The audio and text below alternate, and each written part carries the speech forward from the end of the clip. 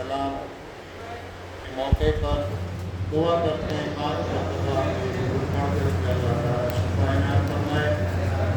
बिस्मिल्लाहिर्रहमानिर्रहीम अम्मा युजीबुल मुस्तारा इज़ा दआ व यक्शिफुस सूअ अम्मा युजीबुल मुस्तारा इज़ा दआ व यक्शिफुस सूअ अम्मा युजीबुल मुस्तारा इज़ा दआ व यक्शिफुस सूअ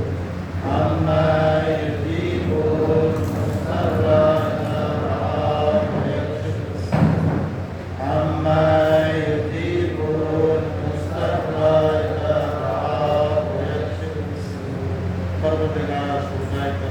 के वास्ते से इस बच्चे को खास तौर से और तमाम के बीमार है खास तौर से अल्लाह ताला उन्हें शिफाए कामिल और आजिल इनायत फरमाए। एक सलवात पढ़ दीजिए मिलजुल करके बुलंद आवाज़ से।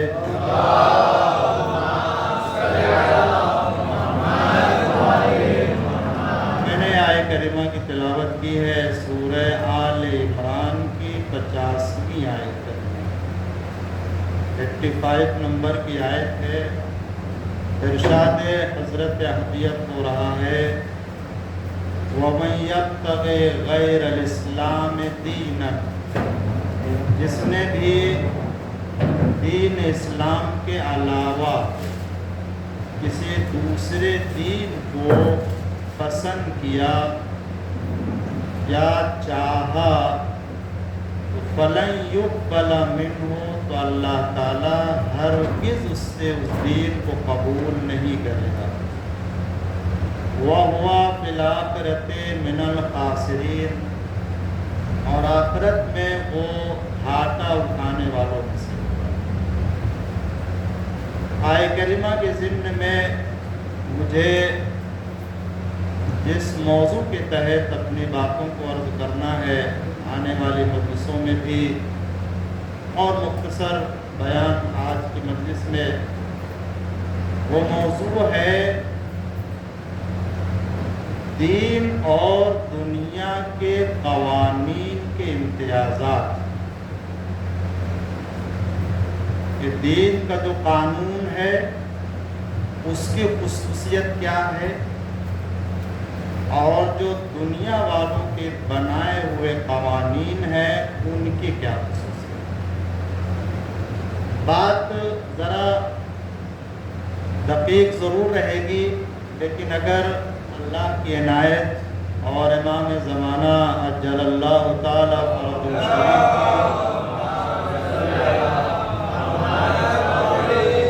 तवज्जो शामिल हाल रही तो मैं कुछ इस्लामी और शरीयत के क़वानीन के इम्तियाज़ात और उनके खुसूसियात को आपके सामने अर्ज़ करूँगा। तब अंदाज़ा होगा कि जो इस्लाम ने क़वानीन वज़ा किए हैं, जो दीन ने उसूल बनाए हैं, वो उसकी बुनियाद क्या है, और जो दुनिया ने उसूल बनाए हैं, दुनिया ने जो कानून बनाए हैं, उनके उसूल की बुनियाद क्या है। और तब ये अंदाज़ा होगा कि अल्लाह ताला ने हमारे लिए जिस दीन को पसंद किया है और जो इस्लाम को अल्लाह ताला ने हमारे लिए करार दिया है, वो कितना बड़ा फज़ल है अल्लाह की तरफ से। कि अल्लाह खुद ये ऐलान फरमाता है कि देखो, अगर कोई दीन इस्लाम के अलावा कोई और दीन लेके आता है तो हरगिज़ उससे वो दीन कबूल नहीं किया जाएगा। ना वो दीन अल्लाह के नज़दीक पसंदीदा दीन कहा जाएगा और ना वो दीन काबिल कबूल हो सकता है। जो दीन है वो इन्नद्दीन इंदल्लाहिल इस्लाम है। अल्लाह के नज़दीक जो दीन है वो इस्लाम है, और उस इस्लाम के अलावा किसी आईन को, किसी दीन को अल्लाह ने किसी भी इंसान के लिए पसंद नहीं किया। اس لیے کہ جو انسان اس دنیا میں آ کے خدا کے بنائے ہوئے دین کے علاوہ کسی دین کو مانتا ہے، کسی آئین کو اپنا مذہب بنا لیتا ہے، تو اس آئین کے جو اصول اور قانون ہوں گے وہ اصول اور قانون اسی دنیا کی زندگی کے لیے ہوں گے اور اسی دنیاوی زندگی تک کے فائدے میں محدود ہوں گے۔ کیوں؟ اس لیے کہ انسان کی نظر اور انسان کی عقل کی پہنچ اس ظاہری دنیا اور ظاہری زندگی سے ہٹ کے نہیں ہے۔ ماورائے طبیعت جسے کہتے ہیں، ماورائے حجاب جسے کہتے ہیں، یعنی اس کائنات کے علاوہ بھی ایک دنیا ہے، وہاں تک پہنچ انسان کی نہیں ہے، نہ انسان کے عقل کی ہے۔ تو نہ انسان کی پہنچ ہے، نہ انسان کے عقل کی پہنچ ہے، تو شاید ہو سکتا ہے تجربات کی بنا پر یہاں تو اپنی زندگی کے قانون بنا لے۔ وہ بھی میں عرض کروں گا کہ یہ دنیا والے بھی جب قانون بناتے ہیں تو 1 سال 2 سال 5 سال کے بعد پھر اسے بدلنے کی ضرورت محسوس کرتے ہیں۔ اس کا مطلب یہ ہوتا ہے کہ یہ تجربہ کرنے کے بعد بھی اپنے لیے کوئی اصول ایسا معین نہیں کر سکتے جو ان کے آخری زندگی تک کام دے۔ یہی اس بات کی دلیل ہے کہ یہ انسان کی عقل اتنی محدود ہے کہ وہ اپنی ظاہری دنیا کی زندگی کے لیے قانون نہیں بنا سکتا، تو یہ دنیا کے بعد آخرت میں کام آنے والی زندگی کے لیے قانون کیسے بنا سکتا ہے؟ ایک صلوات پڑھ دیجئے محمد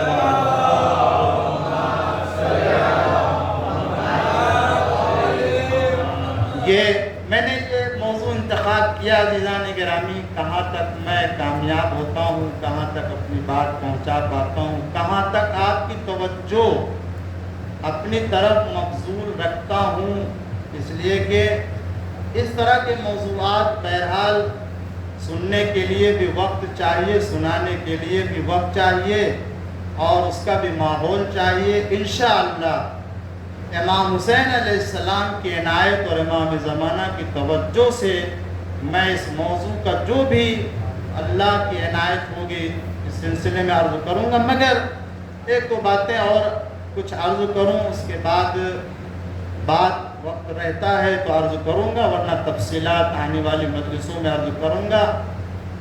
ماہ محرم کا آغاز 1448 ہجری اور یہ سن ہجری ہے، جو اسلامی کیلنڈر ہے وہ ہجرت کے عنوان سے طے کیا گیا ہے، کسی اور عنوان سے نہیں طے کیا گیا، کہ جو 1448 ہجری کا آغاز ہوا ہے۔ نہیں معلوم آخر یہ جن لوگوں نے اسلامی تاریخ کا آغاز کیا اس کی بنیاد کیا تھی، انہوں نے کیوں یہ بنیاد رکھی کہ ہجرت پیغمبر سے اسلامی کیلنڈر کا آغاز کیا جائے اور اسلامی تاریخ کا آغاز کسی اور حیات پیغمبر سے نہ کیا جائے۔ پہلی بات یہ عرض کر دوں کہ پیغمبر اسلام صلی اللہ علیہ وآلہ وسلم نے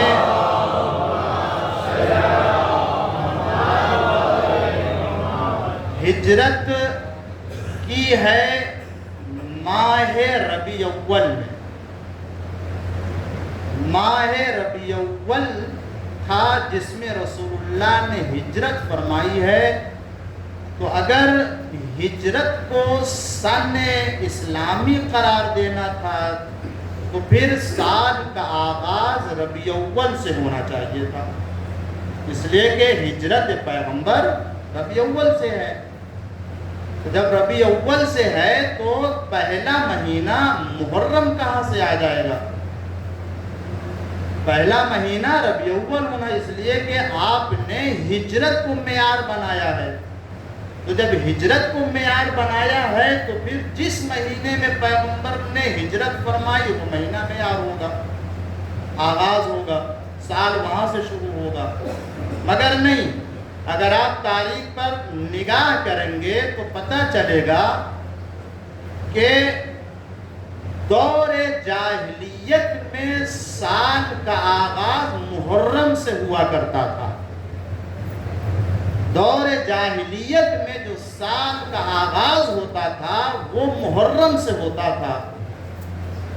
اب نہیں معلوم مجھے کہ اسلام آنے کے بعد مسلمان ہونے کے بعد جب اسلامی تاریخ کا آغاز کر رہا ہے اور معیار ہجرت کو قرار دے رہا ہے تو آخر ربیع اول کو چھوڑ کے دور جاہلیت کے مہینے کو پہلا مہینہ کیوں قرار دیا جا رہا ہے؟ اس کا مطلب یہ ہے کہ جن لوگوں نے سن ہجرت کو اسلامی تاریخ کا عنوان قرار دے کر کے پہلا مہینہ ربیع اول چھوڑ کے محرم کو قرار دیا ہے، شاید ابھی ان کے ذہنوں میں دور جاہلیت کے آثار باقی تھے، جس کی بنا پر سال کو آغاز محرم نہیں قرار دیا بلکہ ربیع اول نہیں قرار دیا، محرم قرار دیا ہے۔ نہ جانے کتنے ایسے حقائق ہیں کہ جس کی بنا پر انہوں نے سال کو محرم سے آغاز کر کے بتا دیا کہ دیکھو ہم ابھی اسی نقش قدم پہ چل رہے ہیں جس دور جاہلیت میں چلا کرتے تھے۔ صلوات پڑھ دیجئے محمد والے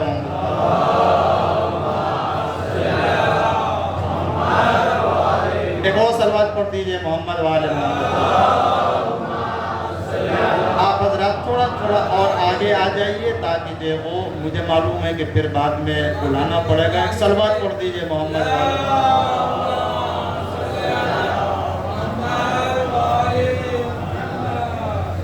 ایک اور صلوات پڑھ دیجئے محمد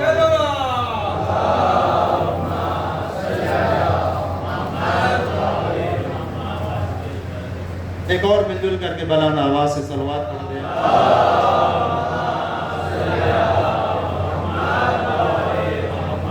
عزیزان گرامی، تو سال کا مجھے نہیں معلوم کیا وجہ تھی، حالانکہ جب ایک عیسوی سال جناب عیسیٰ علیہ السلام کی ولادت سے منسوب سال پایا جا رہا تھا، جس کے ماننے والوں نے عیسوی سال کو بنایا ولادت جناب عیسیٰ سے، تو اسلامی سال کا آغاز بھی ہجرت رکھا۔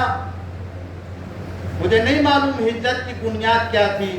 اگر آپ حیات پیغمبر میں دیکھیں گے تو بہت سے مرحلے ہیں، صرف ہجرت ہی نہیں ہے، خود ولادت پیغمبر اسلام اہم ترین واقعہ ہے حیات پیغمبر کا، ولادت پیغمبر اسلام۔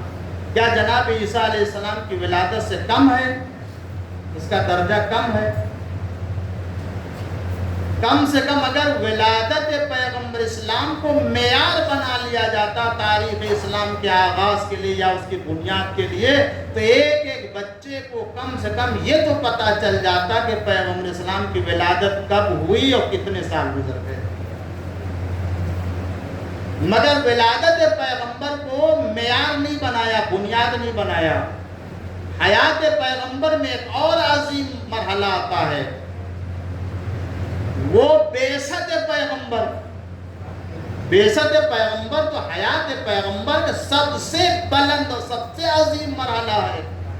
بعثت یعنی جس وقت حضور اکرم کو اللہ تعالیٰ نے نبی بنایا اور پہلی وحی نازل کی، اور وہ پہلا دن جس دن اللہ نے آپ کو نبی بنا کر کے لوگوں کے سامنے ظاہر کیا، یعنی باقاعدہ نبی تو تھے ہی، اس لیے کہ وہ نبی جب پیدا، ہمارا تو عقیدہ یہ ہو کہ جب وہ نبی یا امام ہوتا ہے تو اس لیے نہیں کہ وہ جس وقت اللہ تعالیٰ نے اسے نبی یا امام بنا دیا تو نبی امام ہو گیا، نہیں، وہ شکم مادر میں ہوتا ہے تو نبی ہوتا ہے، ظاہر ہوتا ہے تو نبی ہوتا ہے، غیبت میں ہوتا ہے تو نبی ہوتا ہے، نبی کے نبوت کے منصب پر فائز ہوتا ہے تو نبی ہوتا ہے، نبوت کے منصب پر فائز نہیں ہوتا، بچپنے میں ہوتا ہے تو نبی ہوتا ہے، اور یہی درجہ امامت کا بھی ہے۔ تو بعثت پیغمبر کو معیار بنایا ہوتا تاریخ اسلام کے آغاز کے لیے یا تاریخ اسلام کی بنیاد کے لیے، مگر بعثت پیغمبر کو بھی معیار نہیں بنایا۔ ایک مرحلہ اور حیات پیغمبر میں آتا ہے جو عظیم ترین مرحلہ ہے، وہ ہے وفات پیغمبر اسلام۔ جس طرح سے ولادت پیغمبر، جس طرح سے بعثت پیغمبر ہے، اسی طریقے سے عظیم ترین مرحلہ حیات پیغمبر میں وفات پیغمبر بھی ہے۔ تو اگر وفات پیغمبر سے اسلامی کیلنڈر کا آغاز کیا جاتا تو بھی لوگوں کو یہ پتہ چل جاتا کہ پیغمبر اسلام کو دنیا سے رخصت ہوئے کتنے سال ہو گئے۔ اس کے علاوہ چوتھا مرحلہ ہجرت کا ہے۔ یقیناً یہ بھی پیغمبر اسلام کی حیات کا عظیم ترین مرحلہ ہے کہ جس وقت آپ نے مدینے سے ہجرت کی، اور یہ ہجرت آپ کے لیے مکہ سے مدینے کی طرف حکم خداوند عالم سے تھا، تو اسی سال کے بنیاد قرار دے سکتے تھے، اسلامی کیلنڈر کی جو ہے وہ بنیاد اسے بنا سکتے تھے، مگر نہ ولادت پیغمبر کو بنایا اور نہ ہی بعثت پیغمبر کو بنایا، نہ وفات پیغمبر کو بنایا۔ اگر بنایا تو ہجرت پیغمبر کو بنایا۔ راز کیا تھا مجھے نہیں معلوم، نہ ہم تھے نہ آپ تھے کہ اس کے اسباب پتہ چلتے کہ آخر کیا وجہ تھی، مگر اتنی بات تو بہرحال ہم جانتے، جب کوئی کسی جگہ کی تاریخ مرتب کرتا ہے، جب کہیں کی کوئی ہسٹری لکھی جاتی ہے، سب سے پہلے تاریخ بنائی جاتی، مقرر کی جاتی ہے، تو تاریخ مرتب کرنے والا بہرحال انسان ہوتا ہے، تو انسان کے اندر جذبات ہوتے ہیں، احساسات ہوتے ہیں، تو وہ یہ سوچتا ہے کہ یہ تاریخ مرتب تو ہو رہی ہے، مگر میری جگہ اس تاریخ میں کہاں ہوگی۔ تاریخ مرتب کرنے والا بہرحال یہ ذہن میں رکھتا ہے کہ جب یہ تاریخ بنے گی تو آیا اس تاریخ میں ہماری بھی کوئی جگہ ہوگی یا نہیں ہوگی، میری بھی کوئی جگہ بنے گی یا نہیں بنے گی۔ میں مثال دیتا ہوں، برائے مثال اسے کسی اور جگہ نہ لے جائیے۔ نوی ممبئی میں فرض کر لیجئے آزاداری کی تاریخ اگر لکھنا ہے کہ کب سے آزاداری ہو رہی ہے، تو جو تاریخ لکھنے والا ہے، جو مقرر کرے گا، جو معین کرے گا، فرض کر لیجئے اس کا تعلق نوی ممبئی سے 3 سال میں ہوا ہے، 3 سال پہلے ہوا ہے، تو اگر وہ تاریخ مرتب کرے گا آزاداری نوی ممبئی کو، تو اگر 10 سال پہلے شروع کرے گا، یہاں کی آزاداری 10 سال پہلے سے ہو رہی ہے، تو اس کا ذکر تو نہیں آئے گا اس کے اندر، اس لیے کہ وہ تو اس کے پہلے تھا نہیں، وہ آیا ہے 3 سال پہلے۔ اور اگر 10 سال بعد شروع کرتا ہے تو بھی نہیں معلوم کہ 10 سال بعد رہے گا یا نہیں رہے گا، ہو سکتا ہے نہ رہے، اگر نہیں رہے گا تو پھر اس کا ذکر اس کا ہی نہیں، نہ جانے کتنے لوگوں کے نام گزر جائیں گے، کٹ جائیں گے، اور اس میں نہیں ہوگا۔ تو چاہے نوی ممبئی کی آزاداری 20 سال پرانی ہو، چاہے 30 سال پرانی ہو، جتنی پرانی ہو، جب لکھنے بیٹھے گا تو یہ لکھے گا کہ نوی ممبئی کی آزاداری اگرچہ 30 سال پرانی ہے، توجہ چاہتا ہوں، نوی ممبئی کی آزاداری اگرچہ 30 سال پرانی ہے، مثال ہے عزیزان گرامی، یہ کوئی میں کسی حقیقت کو یا کسی شے کو یا کسی طرف میں اشارہ کرتے ہوئے کوئی بات نہیں ہے، مثال ہے عزیزان، اگرچہ 30 سال پرانی ہے، مگر جو آزاداری میں رنگ اور جو آزاداری میں رونق 3 سال پہلے پیدا ہوئی ہے، وہ رونق 10 سال پہلے نہیں پائی جا رہی تھی۔ یہ 3 سال کیوں کہا؟ اس لیے کہ نوی ممبئی سے تعلق میرا 3 سال پہلے ہوا ہے، اس لیے میں نے چاہا کہ یہ 3 سال کا ذکر کیا جائے تاکہ میرا بھی ذکر آ جائے، تو ہر انسان جب کسی تاریخ کو مرتب کرتا ہے تو اس میں بہرحال اس بات کا خیال رکھتا ہے کہ اس کا نام کہاں ہوگا، اس کا ذکر کہاں ہوگا۔ شاید عزیزان گرامی وجہ یہ رہی ہو، جن لوگوں نے اسلامی کیلنڈر کا آغاز کیا اور بنیادوں کو تلاش کرنا شروع کیا، اگر وہ اسلامی کیلنڈر کی بنیاد کو ولادت پیغمبر قرار دیتے تو ولادت پیغمبر کے موقع پر کون تھا اور کس کا ذکر آئے گا؟ یہ تو تھے نہیں، اس لیے کہ اسلام ہی نہیں آیا ہے ابھی۔ جب کلمہ پڑھنے والے ہی نہیں تھے تو ان کا نام کیسے آئے گا؟ نام کس کا آئے گا؟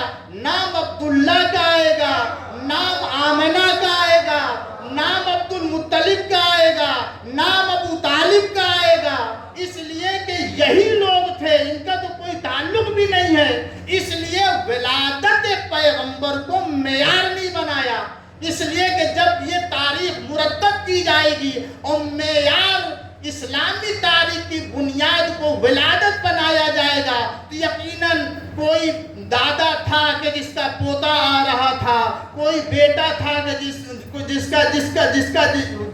کوئی باپ تھا جس کا بیٹا آ رہا تھا، کوئی ماں تھی کہ جس کا لال آ رہا تھا، کوئی بھتیجا تھا کہ جس کا جو چچا تھا، کوئی جس کا بھتیجا آ رہا تھا، جس کی بنیاد پر ولادت پیغمبر کو معیار اور بنیاد نہیں بنایا۔ عزیزان گرامی توجہ چاہتا ہوں عزیزوں، شاید میں اپنی بات پہنچا دوں کہ ولادت کو معیار نہیں بنایا، وجہ یہ تھی کہ کہیں ذکر ہی نہیں ہوگا۔ اچھا ٹھیک ہے، اسے نہیں بنایا۔ وفات پیغمبر، بعثت پیغمبر کو بنایا ہوتا۔ بعثت پیغمبر کو اگر بناتے ہیں تو بعثت پیغمبر یعنی رسول اللہ جب مبعوث برسالت ہوئے، نبی بنائے گئے، تو اس وقت ظاہر سی بات ہے کس کا تذکرہ آئے گا؟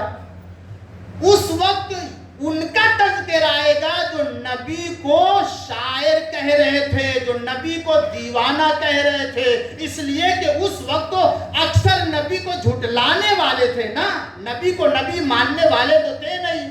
نبی کو شاعر کہہ رہے ہیں، نبی کو کاہن کہہ رہے ہیں، نبی کو ساحر کہہ رہے ہیں، نبی کو مجنون کہہ رہے ہیں، نبی کو دیوانہ، تو تذکرہ آئے گا تو کس کا آئے گا؟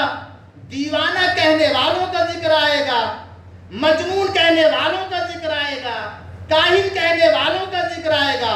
اور اگر تذکرہ آئے گا بھی تو سب سے بڑا مسئلہ یہ بن رہا ہے کہ اس کا ذکر کیا جائے یا نہ کیا جائے۔ جس کا ذکر ہو سکتا ہے اس لیے کہ یا تو اس کا ذکر آئے گا جو نبی کو جھٹلا رہے تھے، یا اس کا ذکر آئے گا جو نبی کی تصدیق کر رہا تھا، جو نبی کو نبی مان رہا تھا۔ تو ظاہر سی بات ہے جو نبی کو نبی مان رہا ہے تو اس کا ذکر پسند نہیں ہے، اور جو مجنون کہہ رہے تھے ہو سکتا ہے انہی کی فہرست میں ان کا بھی نام آنے والا ہو۔ تو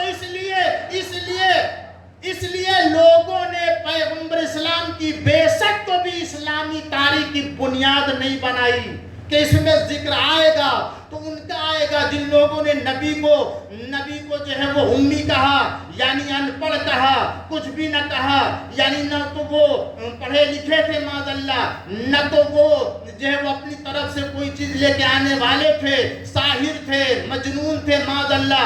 یا پھر ان کا ذکر آئے گا جنہوں نے نبی کی رسالت پر ایمان کے اظہار کیا۔ اچھا بعثت کو نہیں بنایا معیار، وجہ یہ تھی تو وفات پیغمبر کو بنا لیا ہوتا۔ وفات پیغمبر کو بھی اسلامی کیلنڈر کی بنیاد نہیں بنائی گئی۔ کیوں نہیں بنائی گئی؟ اس لیے ممکن ہے سوچنے والوں نے یہ سوچا ہو کہ جس وقت وفات پیغمبر کو بنیاد بنائیں گے تو وہاں پر بھی کچھ لوگوں کا ذکر آئے گا مگر اچھائی کے ساتھ نہیں آئے گا، وہاں بھی کچھ لوگوں کا ذکر آئے گا مگر برائی سے آئے گا، کمالات سے نہیں آئے گا، فضائل کے ساتھ نہیں آئیں گے، باعظمت ذکر نہیں ہوگا۔ تو ظاہر سی بات ہے ایسے موقع پر کیوں اس ذکر کو لے کر کے آئیں گے، کیوں اس کو معیار بنائیں گے؟ اب رہ گیا ہجرت کا۔ ہجرت ہی وہ بنیاد بن سکتی ہے کہ جو اس اسلامی کیلنڈر اسلامی سال کے آغاز کے لیے اور بنیاد کے لیے بہترین نمونہ ہو سکتا ہے، اس لیے کہ جس وقت حضور اکرم کا وطن چھوڑنا کہا جائے گا اس وقت ایسے لوگوں کا بھی ذکر آئے گا جن لوگوں نے اپنا گھر چھوڑا اور چھوڑ کر کے مدینہ آئے ہیں، تو ظاہر سی بات ہے یہاں ان کا بھی نام آ جائے گا۔ جہاں بہت سے لوگوں نے وطن چھوڑا، گھر چھوڑا، اپنا بار چھوڑا، اپنا جو اپنے عزیزوں کو چھوڑا، مال کو چھوڑا، چھوڑ کر کے مدینہ آئے، تو یہ وہ افراد تھے کہ جن لوگوں نے ہجرت کی تھی، تو اس میں ان کا نام آ سکتا ہے۔ اس لیے ہجرت کو اسلامی کیلنڈر کی بنیاد قرار دیا تاکہ یہاں جب ذکر ہجرت آئے اور پیغمبر کا مدینہ مکہ چھوڑنا ہو تو پھر وہاں پر ان کا بھی نام آئے کہ ہم نے بھی چھوڑا ہے۔ یہاں ذکر آ سکتا ہے اور اچھائی کے ساتھ آ سکتا ہے کہ کچھ ایسے تھے جنہوں نے مکہ چھوڑا، مکہ چھوڑ کر کے مدینہ ہجرت کی اور آ کر کے انصار کے درمیان رہے۔ کچھ ایسے کا بھی ذکر آئے گا کہ جو رسول اللہ کے ساتھ تھے، انہوں نے ہجرت کی اور وہ آج تک یار رسول بنے ہوئے ہیں۔ وہ الگ مسئلہ ہے کہ جس کمال کو وہ کمال سمجھ رہے ہیں، جسے اللہ نے کسی صورت میں اسے کمال بننے نہیں دیا، وہ اپنے یار کے لیے ایک فضیلت سمجھتے ہیں، مگر خود قرآن کہہ رہا ہے جو نبی رحمت کے ساتھ تھا وہ بغل میں رہنے کے باوجود اسے سکون نہیں مل رہا تھا۔ نبی کہتے جاتے تھے کہ لا تحزن، ڈرو نہیں، مگر پھر بھی وہ کیسا سکون حاصل کرنے والا تھا کہ جو روتا جا رہا ہے، پیغمبر تسلی دیتے جا رہے ہیں، مگر عزیزو یہ قرآن نے رونے اور لا تحزن کا ذکر کر کے بتا دیا جسے تم کمال سمجھ رہے ہو وہ اس کی زندگی کا نقص پایا جاتا ہے۔ صلوات پڑھ دیجئے محمد والے۔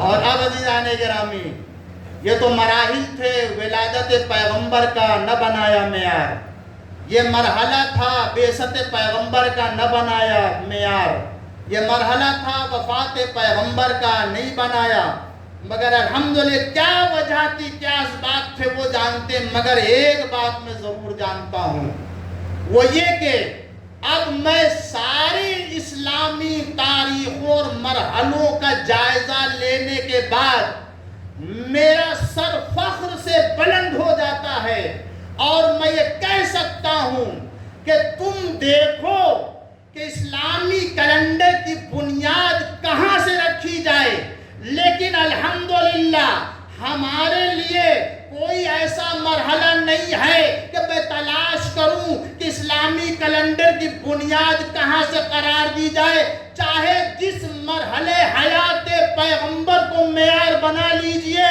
اللہ نے آل محمد کے لیے وہ کمال رکھا ہے۔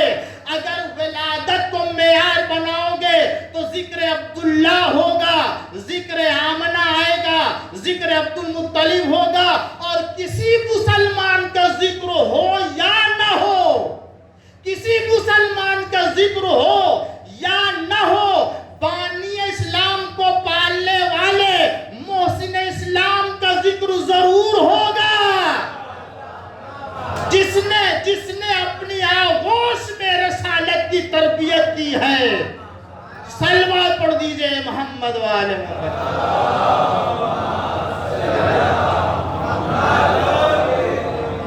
اب اشارہ ہو رہا ہے کہ اب تھوڑا سا آپ آگے آ جائیے، آپ صلوات پڑھ دیجئے محمد والے محمد پر۔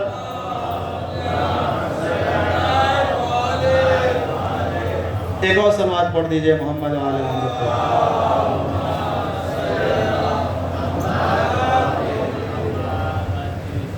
ایک اور بلند آواز سے مل جل کر کے صلوات پڑھ دیجئے۔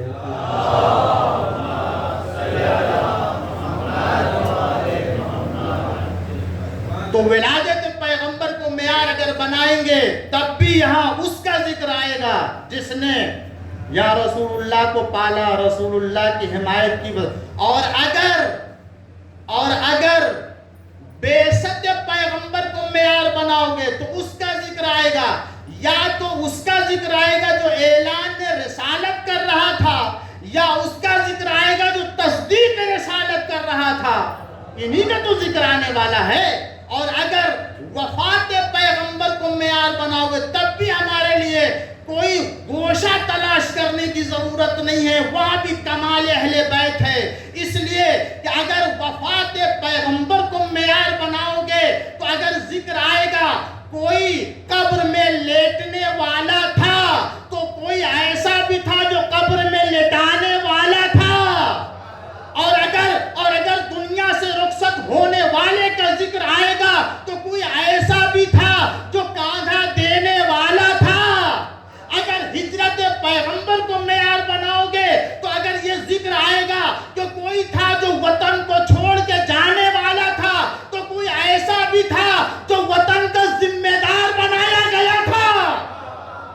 اگر یہ ذکر آئے گا ہجرت کے موقع پر کہ کوئی ایسا تھا جو بستر کو چھوڑ کے جانے والا تھا تو اس کا بھی ذکر آئے گا جو بستر پر لیٹنے والا تھا۔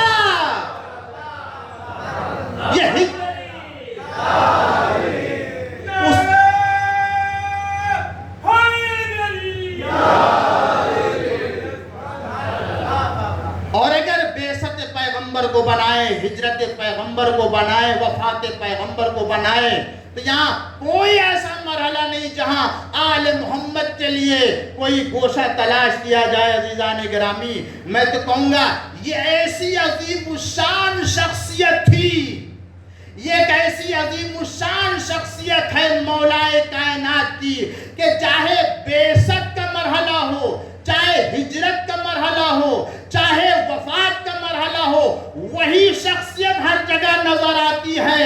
اگر بعثت کا مرحلہ آیا تو تصدیق کرنے والا، ہجرت کا مرحلہ آیا تو بستر پر لیٹنے والا، اگر وفات کا مرحلہ آیا تو قبر میں لٹانے والا۔ اور عزیزو یہی وجہ ہے کہ آپ نے تو ایک ذکر سن لیا، لیکن ہمیشہ جب کوئی اچھا ذکر ہوتا ہے، جب کسی اچھے کا ذکر ہوتا ہے تو اس کے مقابل میں ایسوں کا بھی تذکرہ خود بخود آ جاتا ہے کہ جو اس تاریخ میں شامل ہوتے ہیں۔ میں کہیں اور نہیں جانا چاہتا ہوں، تھوڑی سی مثال دے دوں۔ عزیزان گرامی، آدم کا ذکر ہوگا تو شیطان کا ذکر ہوگا یا نہیں؟ حابیل کا ذکر ہوگا تو قابیل کا ذکر آئے گا نہیں؟ جب ابراہیم کا ذکر ہوگا نمرود کا ذکر ہوگا یا نہیں؟ موسیٰ کا ذکر آئے گا تو فرعون کا ذکر ہوگا یا نہیں؟ اور عزیزو اسی لیے میں کہتا ہوں یہ آل محمد کا کمال ہے کہ بعثت میں جب تصدیق کرنے والے کا نام آئے گا تو رسالت میں شک کرنے والوں کا بھی نام آئے گا، اور اگر ہجرت میں اس کا نام آئے گا جو بستر پر لیٹنے والا تو بھی اس کا بھی نام آئے گا جو رسول کے ساتھ تھا مگر روتا جا رہا تھا۔ اگر وفات پیغمبر پر اس کا نام آئے گا جو قبر تک پہنچانے والا تھا، جو کاندھا دینے والا تھا، تو اس کا بھی ذکر آئے گا جو جنازے کو چھوڑ کے جانے والے تھے۔ صلوات پڑھ دیجئے محمد وآل محمد۔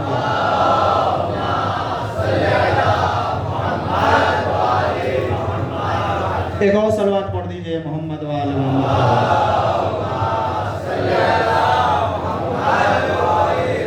ہاں، یہ تاریخیں تھیں اور ان کی بنیادیں تھیں جن کی بنا پر یہ کہہ سکتے ہیں۔ وہ اسباب تو وہ جانے، وجہ تو وہ خود جانے کہ اسباب کی بنا پر انہوں نے اس تاریخ کو مرتب کیا۔ بات رہ گئی عزیزان گرامی، تو میں نے عرض کیا کہ خداوند عالم نے جو دین قرار دیا ہے وہ دین ہم سے قبول کرے گا، اس کے علاوہ کوئی دین قبول نہیں کرنے والا۔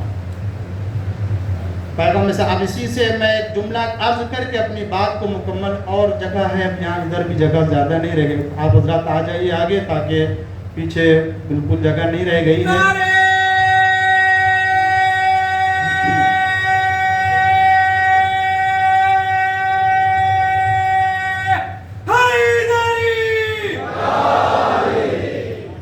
صلوات پڑھ دیجئے محمد وعلى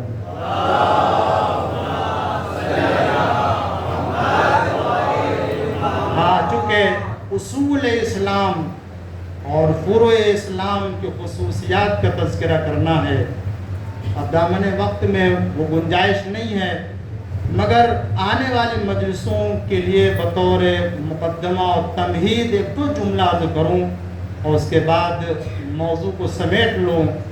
پیغمبر اسلام جب ہجرت کر کے مدینہ آئے تو آپ کو معلوم ہے کہ مکہ میں بھی پیغمبر اسلام نے اس وقت تک اپنی تحریک شروع نہیں فرمائی جب تک کہ علی ابن ابی طالب نہیں آ گئے، اور جب آپ ہجرت کر کے مدینہ آئے ہیں تو مدینے میں بھی معلوم ہے، جو لوگ گئے حج کرنے کے لیے، زیارت کرنے کے لیے، وہ جانتے ہیں پیغمبر اسلام نے سب سے پہلی مسجد جو بنائی وہ مدینے سے باہر مسجد قباء، وہاں ٹھہرے تھے اور وہاں قیام فرمایا۔ تو قیام کی وجہ یہ تھی کہ جب تک مولا کائنات امیر المومنین علی بن ابی طالب علیہ السلام نہیں آ گئے، اس وقت تک پیغمبر اسلام مدینے میں وارد نہیں ہوئے ہیں۔ کسی اسلام کے احکام اور دستور کو بیان کرنا تو دور کی بات ہے، پیغمبر اسلام ابھی مدینے میں وارد ہی نہیں ہوئے۔ اس کا مطلب ہے کہ جس طریقے سے اصول اسلام کی تبلیغ اور ہدایت بغیر وجود امیر المومنین علیہ السلام کے مکی سماج میں نہیں کیا، اسی طریقے سے مدنی سماج میں بھی آپ نے فروع دین کی تبلیغ اس وقت تک نہیں کی جب تک امیر المومنین علیہ السلام تشریف نہیں لائے۔ کیوں؟ اس لیے کہ یہ بتانا تھا کہ دیکھو، چاہے اصول اسلام کی تبلیغ ہو، چاہے فروع دین کی تبلیغ ہو، دونوں تبلیغ میں مولا کائنات کا حصہ پایا جاتا ہے۔ اور پیغمبر اسلام نے یہ بتا دیا، دونوں جگہ مولا کا انتظار کر کے اور آپ کے وجود کو شامل کر کے بتا دیا کہ دیکھو، وجود مولا کے بغیر نہ اصول دین مکمل ہو سکتے ہیں، نہ ان کے بغیر فروع دین مکمل ہو سکتے۔ اس کا مطلب ہے جس طریقے سے اصول اسلام میں امیر المومنین کا احسان ہے، اسی طریقے سے فروع دین میں مولا کائنات کا بھی احسان ہے۔ تمہیں یاد رہے کہ دیکھو، تم نہ تو اصول اسلام کو عنوان سے انہیں بھلا سکتے ہو اور نہ ہی فروع دین کو عنوان سے انہیں بھلا سکتے ہو۔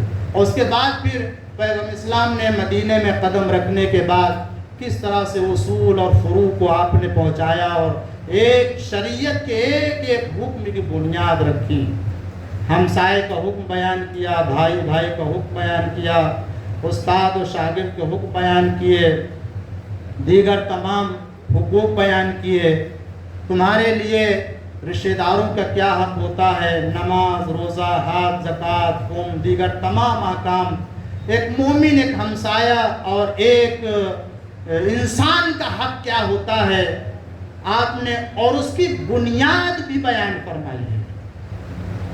ایک مومن کا مال محترم ہے، مومن کی جان محترم ہے، اس کا خون محفوظ ہے، ان سب کی تعلیم دی۔ اس کی بنیاد کیا ہے، اس کی بنیاد آنے والی مجلسوں میں عرض کروں گا، مگر آج کی مجلس میں بس جانے جرا نہیں۔ یہ وہ مجلسیں ہیں کہ جن کے ذریعے سے ہمیں اسلام کے عقائد اور اسلام کا دستور معلوم ہوتا ہے۔ یہ فرش اعضا اسی لیے قائد درسگاہ ہے، ہم اس کے ماننے والے ہیں جس نے کبھی باطل کے سامنے سر نہیں جھکایا ہے۔ یہ فرش اعضا جس کی مجلس ہے، جس کا غم منا رہے ہیں، اس نے حق کی خاطر قربانی دی، انسانیت کی خاطر، انسانی آزادی کی خاطر قربانی دی ہے، اور کبھی تصور نہیں کیا جا سکتا ہے امام حسین علیہ السلام کے لیے، اس لیے کہ خود حسین کے قاتل نے اعلان کیا ہے تو حسین بیعت نہیں کریں گے۔ کیا کہ جس وقت مدینے میں ولید کے سامنے یہ مسئلہ آیا کہ حسین ابن علی سے بیعت لے لی جائے، اسی وقت مروان نے مشورہ دیا تھا، کل میں نے کچھ باتیں عرض کی تھی، ایک بات عرض کروں اسی کے ربط مصائب دوں کہ تاریخ میں ایک جملہ آپ نے سنا ہوگا اس سے پہلے بھی، امام حسین علیہ السلام ولید کے دربار سے یہ کہہ کے باہر آ گئے کہ جب عام طور سے بیعت لی جائے گی صبح کی روشنی میں تو فیصلہ ہوگا کون کس کی بیعت کرے گا. اور جب آپ جانے لگے تو مروان نے کہا تھا اگر حسین ابن علی اس وقت چلے گئے تو اب کبھی حسین ابن علی ملیں گے نہیں. اسی وقت یا تو بیعت دے لے یا سر کاٹ لے. امام حسین علیہ السلام آواز بلند ہوئی، بنی ہاشم اندر آ گئے، سمجھا کے پھر واپس لے گئے. دوسرے دن صبح کے وقت مروان سے ملاقات ہوئی. انہوں نے کہا امام حسین آپ نے دور اندیشی سے کام نہیں لیا، آپ کو بیعت کر لیجیے. امام حسین نے ڈانٹا اسے، کیا کہہ رہا ہے؟ تاریخ میں ایک جملہ اور عمر سعد کا بھی پایا جاتا ہے. اس نے جو ابن زیاد کو خط لکھا تھا، عمر سعد نے ابن زیاد کو خط میں لکھا تھا کہ حسین ابن علی بیعت نہیں کریں گے. کیوں نہیں کریں گے؟ اس کی وجہ بیان کی. حسین اس لیے بیعت نہیں کریں گے کہ ان کے پہلو میں ان کے باپ کا دل پایا جاتا ہے.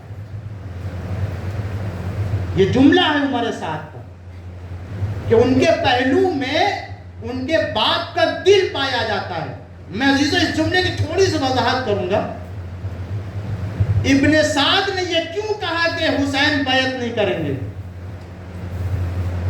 بلکہ آج 20ویں صدی کا اگر کوئی مورخ ہے یا 20ویں صدی کی عقل اگر عمر سعد کو آ جائے تو اس کو تو یہ کہنا چاہیے کہ امام حسین علیہ السلام بیعت کر لیں گے، اس لیے کہ ان کے پہلو میں ان کے باپ کا دل ہے. عزیزو توجہ چاہتے، شاید بات نہیں پہنچی ہے، میں پہنچانا چاہتی ہوں، اس لیے کہ یہ سوال آج کیا جاتا ہے اور یہ تاریخ میں آج لکھا گیا ہے کہ مولا کائنات نے حاکم وقت کی بیعت کر لی تھی، اور اگر بیعت کر لی تھی تو پھر حسین کے لیے بیعت کرنا آسان ہے. لیکن عمر سعد کا یہ کہنا کہ ان کے پہلو میں علی کا دل ہے، وہ بیعت نہیں کریں گے، بتاتا ہے نہ علی نہ حسین کے باپ نے بیعت کی تھی، نہ حسین بیعت کرنے والے ہیں. صلوات پڑھ دیجئے محمد وآل محمد.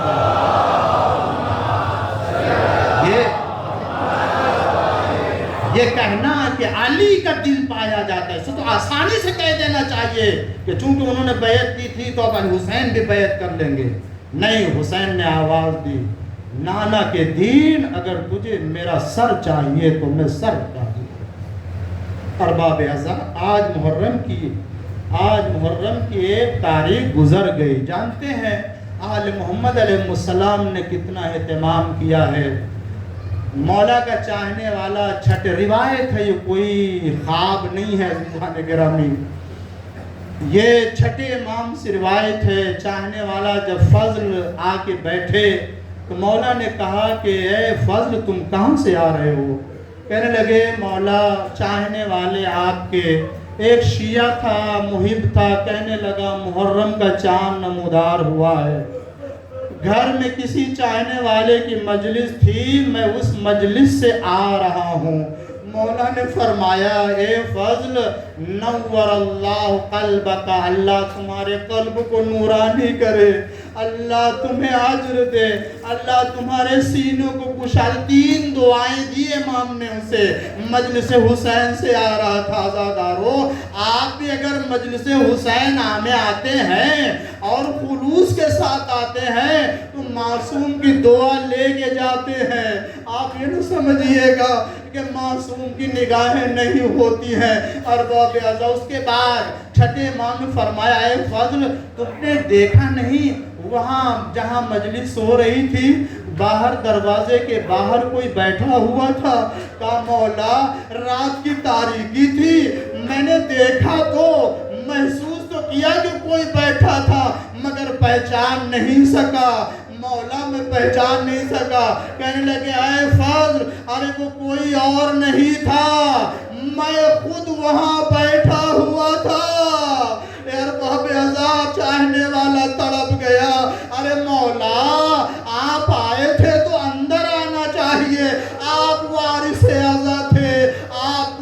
صدر نشین میں بٹھاتے، آپ کو آگے بٹھاتے، آپ کو پرسہ دیتے۔ مولا نے کہا ہاں فال، میرا دل تو چاہ رہا تھا کہ میں اندر آؤں، مگر جب میں آیا تو کیا دیکھا، رسول اللہ بیٹھے ہوئے ہیں، علی بیٹھے ہیں، فاطمہ بیٹھی ہے۔ ارباب عزا، یہ فرش عزا مقدس فرش عزا ہوتی ہے، یہاں معصوم آتے ہیں۔ لیجئے ارباب عزا، دوسری محرم کی شب آ گئی، حسین کا قافلہ مدینے سے مکہ، مکہ سے کوفے کے راہ ہوتا ہوا کربلا کی سرزمین پر پہنچ گیا۔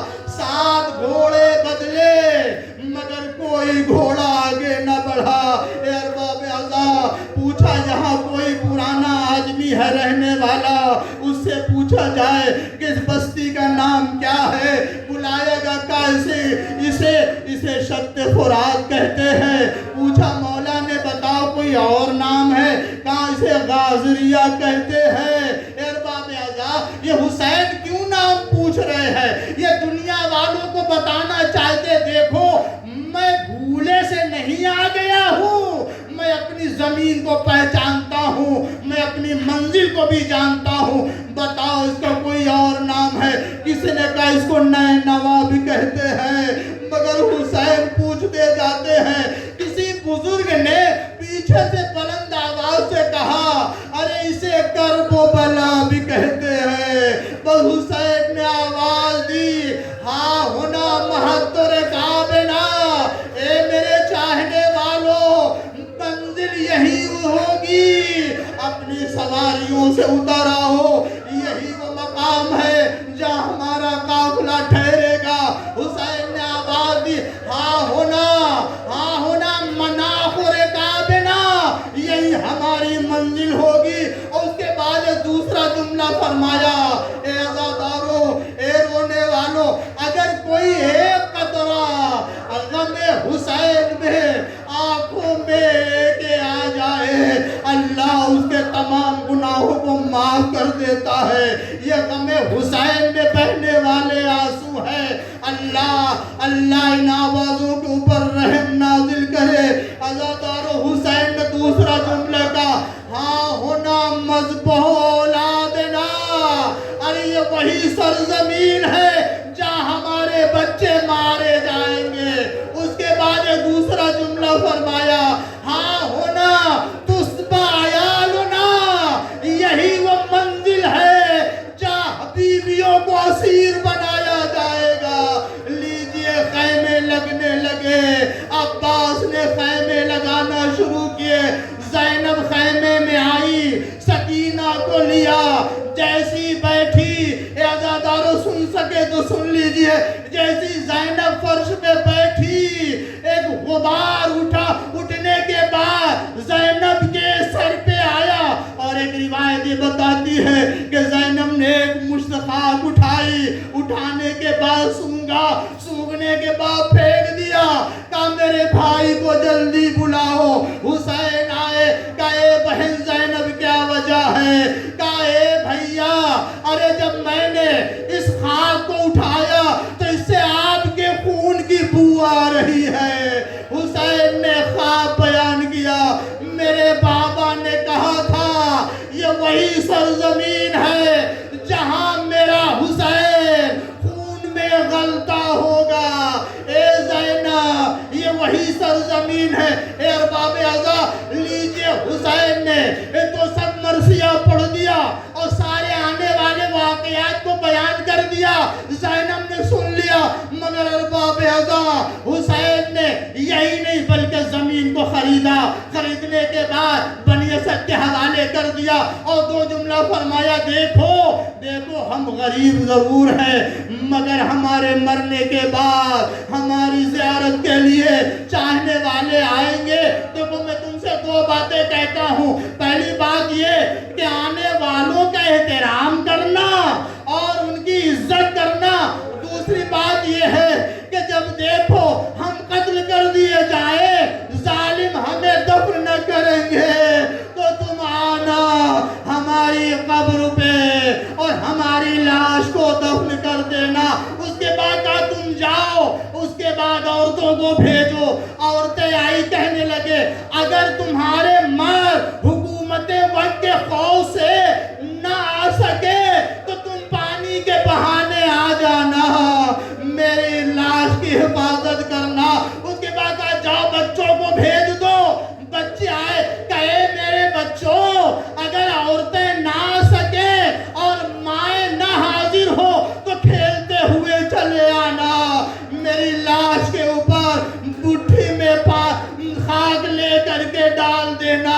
اے عزادارو، بس مجلس تمام کر رہا ہوں۔ حسین کو دفن کا کتنا خیال تھا، وصیتیں کر رہے، مگر ہائے غریب حسین، مرنے کے بعد لیجیے عمر سعد نے گھوڑوں کی نال بندی کرائی، سارے لاشیں الگ کر لیے، عباس کا لاش الگ، حبیب کا لاش الگ، اکبر کا لاش الگ، غریب حسین کا لاش ادھر کے گھوڑے ادھر، ادھر کے گھوڑے ادھر، درمیان میں حسین کا لاشا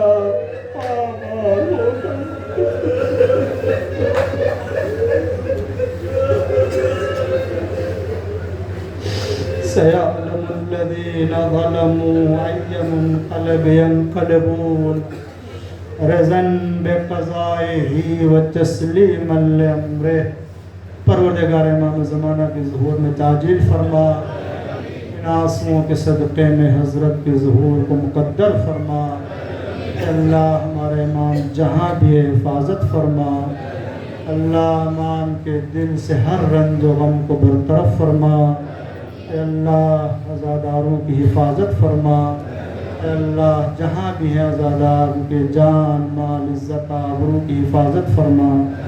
پڑھنے والے ان آنسوؤں کو ذخیر آخرت قرار فرما، عزاداری امام حسین کو ہماری نسلوں میں قائم فرما۔ پروردگار جو عزاداری کے مخالف ہیں، جو دشمن ہیں، اللہ ان کی ہدایت فرما، قابل ہدایت نہیں ہے انہیں نابود فرما۔ اللہ دنیا میں ہم سب کو زیارت امام حسین کی توفیق عنایت فرما، آخرت میں شفاعت امام حسین سے سرفراز فرما، بحق محمد والہ الطاہرین ماتم حسین۔